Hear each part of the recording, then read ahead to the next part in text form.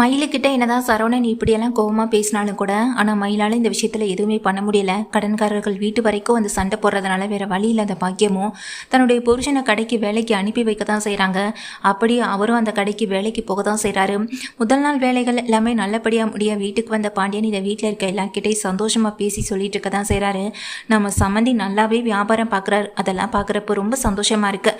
அவருக்கு நான் எந்த கஷ்டமான வேலை கொடுக்கலமா அப்படின்னு எங்கள் தங்கமையில பார்த்து சொல்ல, இல்லைம்மாம்மா எதுக்கு இதெல்லாம், அப்பா ஒன்றும் அங்கே வேலைக்கெல்லாம் வர வேண்டாமே அப்படின்னு சொல்ல, ஏன் மயிலு எதுக்கு இப்படி சொல்கிற அப்படின்னு கேட்க, உங்கள் அப்பா அங்கே வந்து வேலை பார்க்குறது உனக்கு ஏதாவது கஷ்டமாக இருக்கான்னு சொல்லி கேட்க, சச்சா அப்படிலாம் ஒன்றும் இல்லைதா, அவருக்கே உடம்புக்கு முடியாமல் இருக்கு, அதிகமாக நின்று வேலையும் பார்க்க முடியாதுன்னு சொல்லும்போது அவரை யாரும் எந்த கஷ்டமும் படுத்தலை, அவருக்கு விருப்பம் இருந்தால் பார்க்கட்டும் இல்லைனாலும் போகட்டும் அப்படின்ற மாதிரி கோமதியும் சொல்லிடுறாங்க.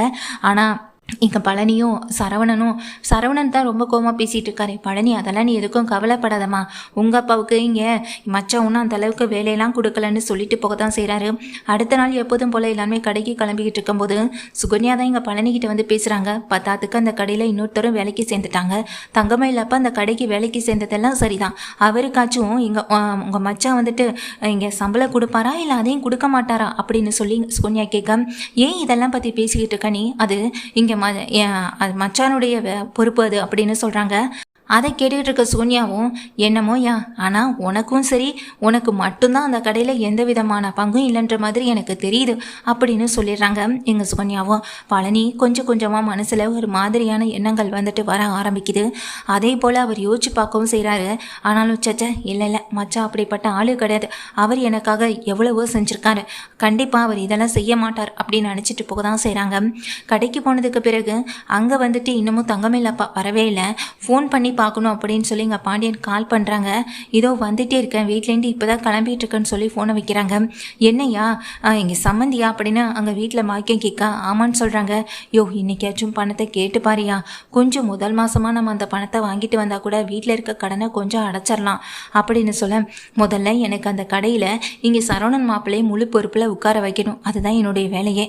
அப்புறம் இந்த எடுபுடி வேலை பார்த்துக்கிட்டு இருக்க இந்த பழனியை அந்த கடையை விட்டு அனுப்பணும், ஏன்னா பாதி வேலையை அவருக்கே தான் இங்கே சம்மந்தி கொடுக்க செய்கிறார். கடைசியில் சின்ன வயசுலேருந்து வளர்த்த பையன் அப்படி இப்படின்னு சொல்லி அப்புறம் கடையை முழு பொறுப்பையும் எங்கள் பழனி கையில் கொடுத்துடக்கூடாது இல்லையா, அதுக்காக தான் அப்படின்னு சொல்லும்போதும், நீ சொல்கிறதும் கொஞ்சம் சரிதான், ஆனாலும் கொஞ்சம் பார்த்து நிதானமாக எதுவாக இருந்தாலும் செய்ய அப்படின்னு சொல்லி அனுப்பி விட்டுறாங்க.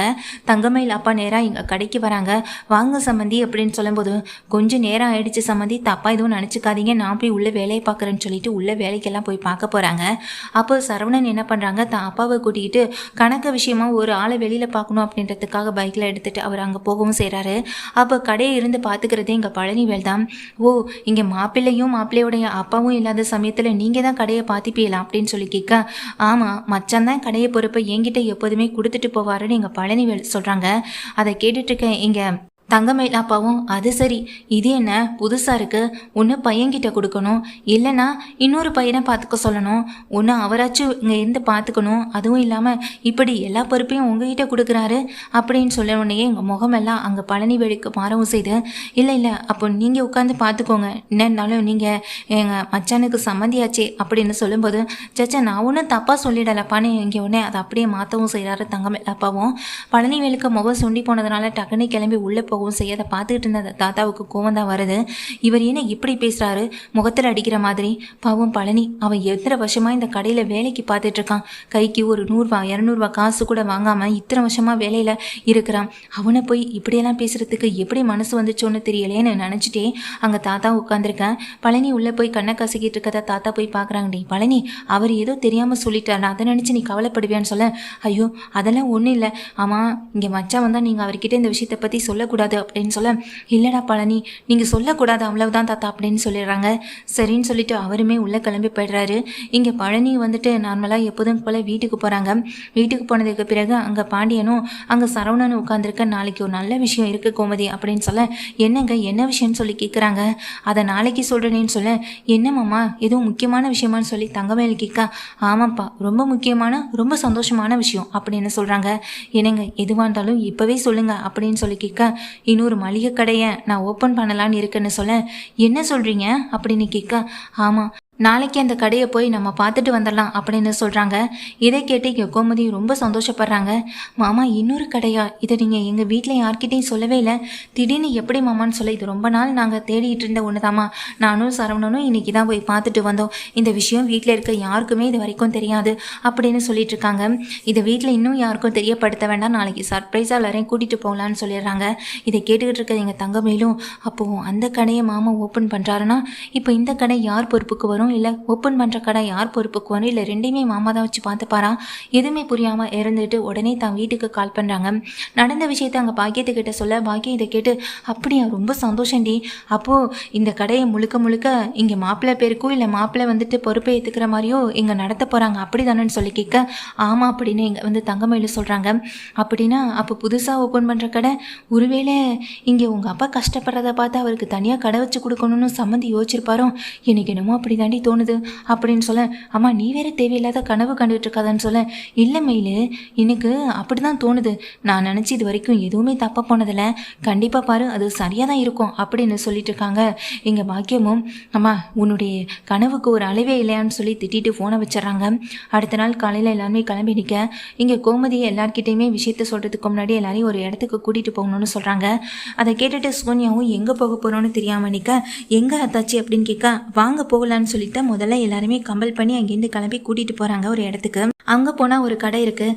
இந்த கடையை இங்கே என் புருஷன் புதுசாக இங்கே வாங்கியிருக்காரு அப்படின்னு சொல்ல, என்ன சொல்கிறீங்க மச்சான், இந்த விஷயத்தை என்கிட்ட கூட சொல்லலை அப்படின்னு சொல்லிட்டு பழனி ரொம்ப ஷாக்காக, பாத்தியாயா இப்போ ஒரு பையனுக்குன்னதும் அடுத்த கடையை இங்கே ஆரம்பித்து கொடுத்துட்டாரு, அந்த கடையை எப்போதும் இங்கே உங்கள் மச்சானே இங்கே நடத்துவார், இந்த கடையை ஒரு பிள்ளைக்கு ஆரம்பித்து கொடுத்துருக்காரு, இன்னொரு பிள்ளை கவர்மெண்ட் வேலை, இன்னொரு பிள்ளைக்கு இங்கே ட்ராவல்ஸு, உனக்கு என்னையா பண்ணியிருக்காரு, நீ இந்த வீட்டுக்கு மாடாக உழைச்சது இன்னைக்கு எதுவுமே இல்லாமல் போச்சேயா அப்படின்னு சொல்ல, இங்கே பழனிக்கு கொஞ்சம் கண் கலங்க மாதிரி வருது.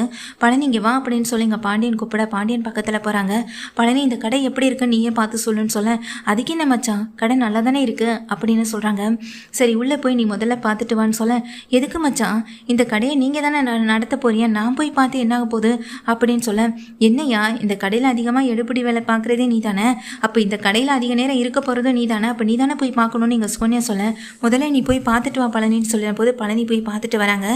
நல்லா இருக்கு மச்சான், நல்லா தான் இருக்குது, அந்த கடையை விட இது பார்க்க ரொம்ப நல்லா இருக்குது அப்படின்னு சொல்ல, அப்போ பழனிக்கு இந்த கடை பிடிச்சி போச்சு, அப்புறம் வேறு எதுக்கு யோசிக்கணும், நாம் இந்த கடைக்கான அட்வான்ஸ் பணத்தை கொடுத்துட வேண்டியதான் அப்படின்னு சொல்லும்போது, மச்சான் என்ன சொல்கிறீங்கன்னு கேட்க, டே பழனி உனக்காக ஏற்படுத்தின கடை தானையா இது அப்படின்னு சொல்ல, என்ன மச்சான் சொல்கிறீங்கன்னு சொல்ல, ஆமாண்டா நான் இருக்க அந்த கடையை இனி சரவணன் பார்த்துப்பான், இனி உனக்குன்னு ஒரு தொழில் வேணாமா, அந்த கடையில் இனி எத்தனை நாளைக்கு நீ வேலையாளாவே இருக்க போகிற, சொந்தமாக சம்பாதிக்கணும்னு தானே எந்த ஒரு பொண்டாட்டியுமே ஆசைப்படுவா, ஏன் நானே ஆரம்ப காலகட்டத்தில் இங்கே தனியாக வேலைக்கு போயிட்டு இருந்தப்போ உன் அக்காவுக்கு நான் இன்னொருத்தவங்களுக்கு கீழே போய் வேலை பார்க்குறது பிடிக்காது, அவள் தனியாக தொழில் தொடங்கணும்னு ஆசைப்பட்டா அது மாதிரி நான் தொடங்கினேன், ஆனால் எத்தனை விஷயத்துக்கு உன்னை நான் என் கடையிலே வச்சுக்க முடியும், நீயும் வாழ்க்கையில் முன்னேற வேணாமா, அடுத்தடுத்து நீயும் பல கடைகளை வந்துட்டு நடத்த வேண்டாமா, அதுக்காக நான் ஏற்பாடு பண்ணி கொடுக்க ஒரு சின்ன விஷயம் தாண்டா இது, இப்போதைக்கு இதை வாடகைக்கு தான் நான் கேட்டிருக்கேன், போக போக இதை நான் உனக்கு சொந்தமாக்கிடுறேன் அப்படின்னு சொல்லும்போது பழனி கண்கலங்கியபடி இங்கே பாண்டியனை கட்டி பிடிக்க, அதை பார்த்துட்டு இருக்க சோனியா கண்கலங்கியபடி பார்த்துட்டே நிற்கிறாங்க அதிர்ச்சியோடையும் ஆச்சரியத்தோடையும்.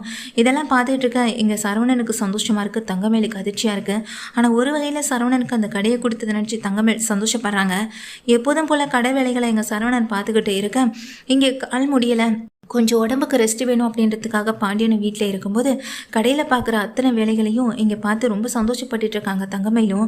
இந்த விஷயத்தை பற்றி அம்மாக்கிட்டையும் அப்பாக்கிட்டையும் பேசும்போது, மாப்பிள்ளை இந்த கடையில் இருக்கிறது கூட நல்லா தான் இருக்குது, இப்போல்லாம் வருமானம் நல்லாவே வருதுன்னு அங்கே இருக்க அவங்க அப்பாவும் சொல்ல, இனிமேல் ஒரு கவலையும் இல்லடி, நம்ம வீட்டு பிரச்சனை கொஞ்சம் கொஞ்சம் சரியாகும்னு நினைக்கிறேன், இனி மாப்பிள்ளை உங்ககிட்ட தானே பணத்தை கொண்டு வந்து கொடுப்பாரு அப்படின்னு சொல்ல, தெரியலையேம்மான்னு சொல்லிட்டு இருக்கும்போதே சரவணன் வந்துடுறாங்க.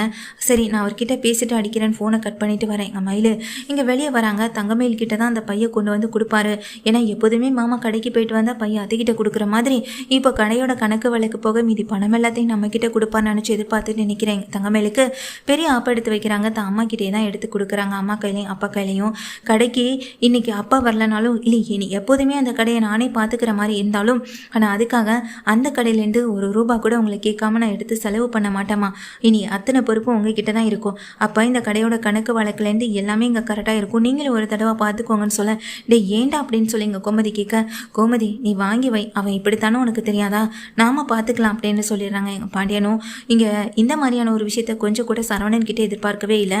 உள்ளே போகிற சரவணன் தங்கமயில பார்த்துட்டு இருக்கேன், என்ன கடைக்கு ஓனர் ஆயிட்டான், இனி கடைக்கு ஓனர் ஆனதுனால நம்ம என்ன வேணாலும் பண்ணலாம்னு சந்தோஷப்பட்டுட்டு இருந்தியா, உன்னோட சந்தோஷம் எல்லாமே ரொம்ப நாளைக்கு இல்லை மயில் அப்படின்னு சொல்லிட்டு தங்கமயில பார்த்து எங்கள் சரவணன் சொல்லவும் செய்கிறாங்க. உங்கள் குடும்பம் உங்கள் அம்மா அப்பான்னு நீங்கள் யாரும் நினைக்கிறது இனி நடக்க போகிறதே கிடையாது அப்படின்னு சொல்லிடுறாங்க. எங்கள் தங்கமயில பார்த்துட்டு எங்கள் சரவணனும் தங்கமயிலுக்கு பெரிய ஒரு அதிர்ச்சியை தான் கொடுத்துருக்காங்க. அதுபோல் எங்கள் சுகன்யா வந்துட்டு வீட்டில் இருக்க பழனிக்கிட்ட உங்கள் மச்சானும் உங்கள் அக்காவும் இப்படி உங்களுக்கு செய்வாங்கன்னு நான் நினச்சி கூட பார்க்கலன்னு சொல்ல, நானுமே இதை எதிர்பார்க்கல தான். மச்சான் எனக்காக இவ்வளோ பெரிய விஷயத்தை செய்வாருன்னு உண்மையை சொல்ல போனால் அவர் எனக்காக நிறையவே யோசிச்சிருக்காரு அப்படின்னு சொல்கிறாங்க. அட ஆமாங்க அப்படின்னு சோனியாவும் கொஞ்சம் மனசு திறந்தபடி பேசிக்கிட்டு இருக்காங்க. அந்த வீட்டில் சொத்து தரேன் கூட்டிகிட்டு வான்னு சொல்லிகிட்டே இருக்காங்களே தவிர இனி வரைக்கும் அதை கண்ணால் கூட காட்டலை. ஆனால் இந்த வீட்டில் அவருக்கு சொத்துன்னு சொல்லிக்க எதுவுமே இல்லை. ஆனால் இத்தனை பேர் கூட சொத்துன்னு இருக்கிறதுனால தான் இன்றைக்கி அவருக்கு அன்பு பாசத்தினால இவ்வளோ பெரிய விஷயம் கிடச்சிருக்குன்னு சுகன்யா அதை உணரவும் செய்கிறாங்க. அப்போ சுகன்யா வெளியே போகிறாங்க. அப்போது ஹல்ல உட்காந்துருக்க கோமதியும், நீங்கள் இவ்வளோ பெரிய விஷயத்தை என் தம்பிக்காக செய்வீங்கன்னு நினச்சி கூட பார்க்கலன்னு சொல்ல, அதுக்கு உடனே எங்கள் பாண்டியன் சொல்கிறாங்க கோமதி கிட்ட, உனக்கு வேணா அவனை தம்பியாக இருக்கலாம், ஆனால் அவனை நான் பார்த்ததுனாலேருந்து இப்போ வரைக்கும் என் மகனாக தான் பார்க்குறேன். என்றைக்கு அவன் இந்த வீட்டுக்குள்ளே வந்தானோ அன்னையிலேருந்து அவனை என்னுடைய மூத்த மகனாக தான் பார்க்குறேன். இத்தனை பேருக்கு நான் நல்லது செஞ்சு அவனுக்கு செய்யலைன்னா தான் ரொம்ப பெரிய தப்பு. இந்த வீட்டில் அவனும் மற்ற பசங்க மாதிரி ரொம்ப சந்தோஷமாக ஒரு வாழ்க்கை நடத்தணும், அதுதான் கோமதி எனக்கும் முக்கியம் அப்படின்னு சொல்ல, கோமதி கண்கள் இங்கே படி இருக்குது. இதை கேட்டு நிற்கிற சுகன்யாவுக்கு ரொம்ப வருத்தமாக போயிடுது. அப்போ தான் எங்கள் வீட்டில் இருக்க கோமதியை பற்றியும் பாண்டியனை பற்றியும் புரிஞ்சுக்கவும் செய்கிறாங்க. எங்கள் சுகன்யா கேட்டு நின்று அழுதபடி.